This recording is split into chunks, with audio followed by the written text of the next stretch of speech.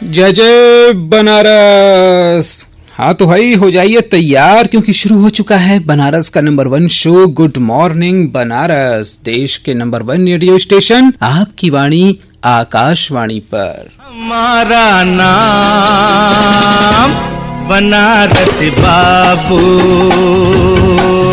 हम हैं बनारस बाबू।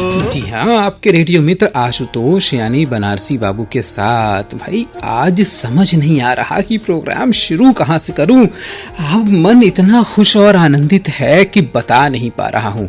अब आप पूछेंगे कि ऐसा क्या हो गया, तो वो इसलिए कि जब बनारस का मान बढ़ता है तो बनारसियों का भी सीना फूल के चौड़ा हो जाता है। और आज भी कुछ ऐसा ही है।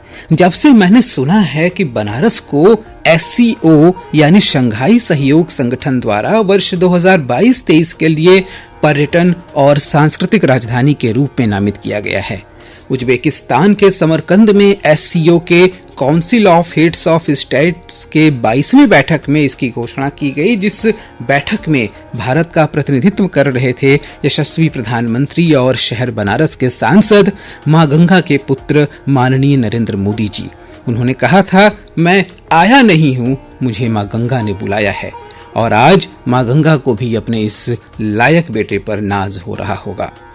गुरु, बनारस के बारे में अमेरिकी विद्वान मार्क ट्वेन ने कहा था कि Banaras is older than history, older than tradition, older even than legend and looks twice as old as all of them put together. यानी बनारस इतिहास से भी अधिक पुरातन है, परंपराओं से भी अधिक प्राचीन है, दंत कथाओं से भी अधिक पुराना है और इन सब को मिलाकर इनके दोगुने से भी अधिक प्राचीन है। अब जब इसे सांस्कृतिक राजधानी के रूप में स्वीकार किया गया है तो इससे जहां एक ओर शहर बनारस को अंतर्राष्ट्रीय स्तर पर पहचान मिलेगा, वहीं दूसरी ओर भारत को अपनी समृद्ध सांस्कृतिक सभ्यता की विरासत पर गर्व करने का अवसर मिलेगा। क्योंकि काशी सिर्फ काशी नहीं है, ये अपने आप में मिनी इंडिया है, लघु भारत है। गुजराती, पंजाबी, मराठी, बंगाली ये सब बाद में, मां गंगा के गोद में बसे बनारस में हर काशीवासी पहले बनारसी है, फिर कुछ और। गुरु, बनारस हमेशा से पर्यटन का केंद्र रहा है। आपको बता दें कि यह अपने सांस्कृतिक, पौराणिक और धार्मिक महत्वों के लिए जितना प्रसिद्ध है, उतना ही प्रसिद्ध है अपने जिंदादिली और अक्खड़ मिजाज के लिए भी। यहाँ गंगा में जितनी रवानगी है, गंगा किनारे वालों के जीवन में उतना ही ठहराव है। विरोधाभास के साधक यहाँ के लोगों को विश्वनाथ से आस है, गंगा पर विश्वास है, अमर इसका इतिहास है और इसे जानने का व्यर्थ हर प्रयास है। ऐसी प्राचीन और अद्भुत काशी को जब विश्व की सांस्कृतिक राजधानी घोषित किया जाता है तो यह बनारस के लिए सम्मान का विषय अवश्य है, लेकिन इसमें कोई आश्चर्य की बात नहीं है, क्योंकि बनारस इसका हकदार है। बनारस के लिए गौरव के इस अवसर पर हमने बात किया संपूर्णानंद संस्कृत विश्वविद्यालय के पूर्व कुलपति और वर्तमान में BHU के वैदिक दर्शन विभाग के आचार्य प्रोफेसर राजा राम शुक्ल जी से। आइए सुनते हैं गुरुजी क्या कह रहे हैं। नमस्कार बनारसी बाबू जी, गुड मॉर्निंग। बनारस के सभी सुधी श्रोताओं का मेरी ओर से अभिवादन, अभिनंदन। यह अत्यंत प्रसन्नता का विषय है कि शंघाई सहयोग संगठन द्वारा हमारे इस पवित्र भूमि को, काशी को सांस्कृतिक एवं पर्यटन की राजधानी के रूप में 2022 एवं 23 वर्ष के लिए चुना गया है।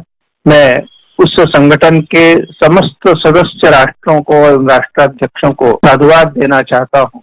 यह एक अत्यंत प्रासंगिक भी था, क्योंकि अनादिकाल से हमारी यह काशी पर्यटन की भूमि रही है।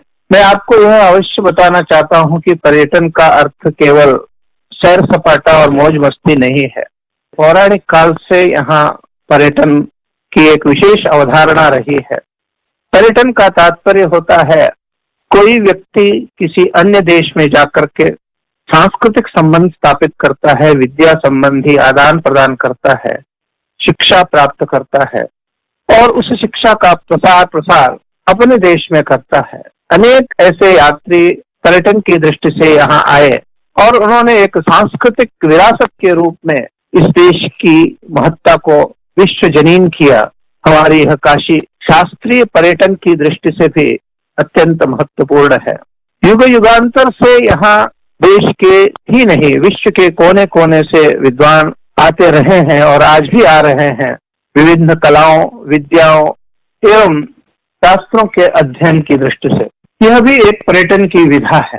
काशी एक और जहाँ मंदिरों, मठों और धर्म स्थलों के लिए जानी जाती है, कलाओं और संस्कृतियों के संगम के लिए जानी जाती है, वहीं पारंपरिक शास्त्रों के अध्ययन, अध्यापन एवं अनुसंधान के लिए भी जानी जाती है। शंघाई सहयोग संगठन द्वारा जब इसे सांस्कृतिक राजधानी के रूप में घोषित किया गया, स्वीकार किया गया, तो निश्चित रूप से विश्व समाज इस ओर आगे बढ़ेगा।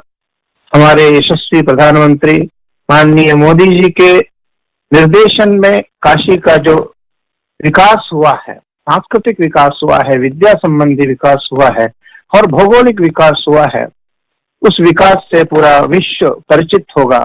मुझे पूर्ण विश्वास है कि शंघाई सहयोग संगठन द्वारा किया गया यह प्रयास विश्व में एक छाप छोड़ेगा और काशी की जो यह सांस्कृतिक विरासत है उसे विश्व तक पहुंचाया जाएगा। बहुत बहुत धन्यवाद।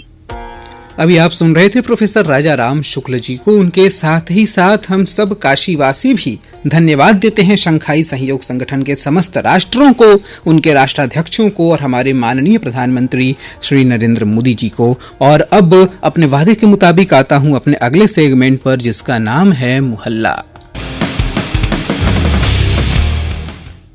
आज का मोहल्ला, और आज का हमारा मोहल्ला है शहर बनारस के बीच में मैदागिन लोहटिया मार्ग पर बीसू जी मंदिर और ज्ञान मंडल प्लाजा के पीछे बसा हुआ सप्तसागर, जिसके चारों ओर मैदागिन, बुलानाला, करणघंटा, काशीपुरा, भूत भैरव और नखास मोहल्ले स्थित हैं।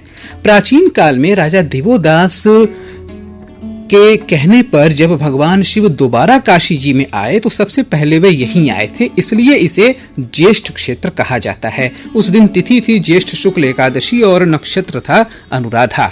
भगवान के आते ही यहाँ एक शिवलिंग अपने आप प्रकट हो गया, जिसे ज्येष्ठेश्वर महादेव के नाम से जाना जाता है, जो आज भी यहाँ स्थापित है। इन्हीं के बगल में भूत भैरव मंदिर के पीछे नवगौरी में से एक ज्येष्ठा गौरी का मंदिर है, जिनकी पूजा वासंतिक नवरात्र के 8वें दिन की जाती है। प्राचीन काल में यहाँ मंदाकिनी झील, जिसे अब मैदागिन नाम से जाना जाता है, के बगल में पंचचूड़ा कुंड और विलोक तीर्थ था। पंचचूड़ा कुंड तो अब विलुप्त हो चुका है और विलोक तीर्थ सिमटते सिमटते नाले में बदल गया, जो बाद में विलोक नाला और अब बुला नाला के नाम से जाना जाता है। पास में ही भूत भैरव हैं, जिन्हें भीषण और रुद्र भैरव भी कहा जाता है, कि इनके स्थापित होने से उस मोहल्ले का नाम ही भूत भैरव पड़ गया। यहाँ काशी देवी का मंदिर भी है। वैसे आपको बता दें कि वाराणसी देवी का मंदिर त्रिलोचन में आज भी है। साथ ही साथ ललिता घाट पर भी काशी देवी की एक प्राचीन प्रतिमा विराजमान है। तो ये हुआ आज का मोहल्ला, और अब बातें गुजरे हुए कल की।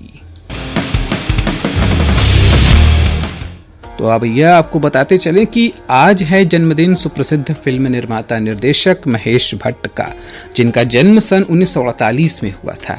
साथ ही साथ भारतीय फिल्म टीवी एक्टर अनुपम श्याम और भारतीय क्रिकेटर राजेंद्र गोयल का भी आज जन्मदिन है।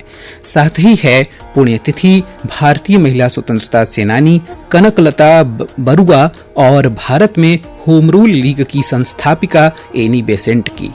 इन दोनों भारतीय नारियों को हमारा शत शत प्रणाम।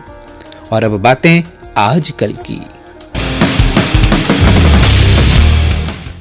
आपको बताते चलें कि पिछले 16 दिनों से चले आ रहे सुरहिया मेले का आज आखिरी दिन है। अब आज सायंकाल जद्दू मंडी स्थित शक्तिपीठ लक्ष्मी जी का 56 भोग श्रृंगार और आरती के साथ मेले का समापन हो जाएगा। साथ ही साथ बात करते हैं गुड मॉर्निंग बनारस के गुड न्यूज की। तो अगले वर्ष में बनारस से लेकर आसाम के बोगीबील तक 4000 किलोमीटर लंबी क्रूज सेवा शुरू होने जा रही है।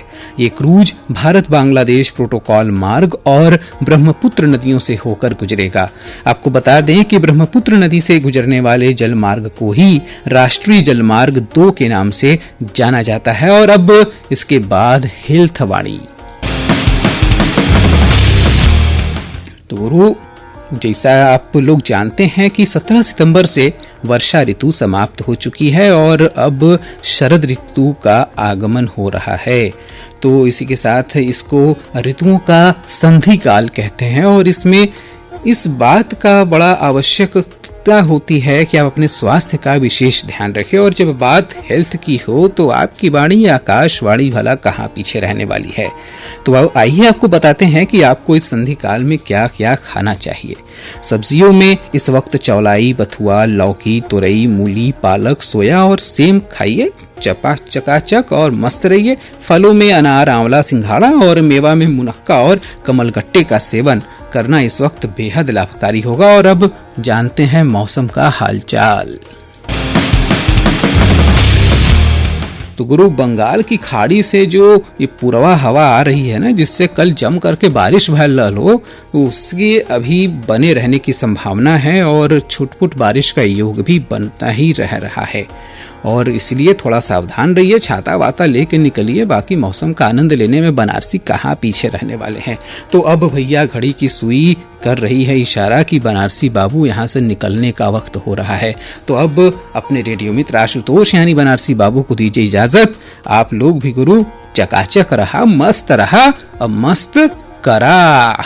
जय जय बनारस।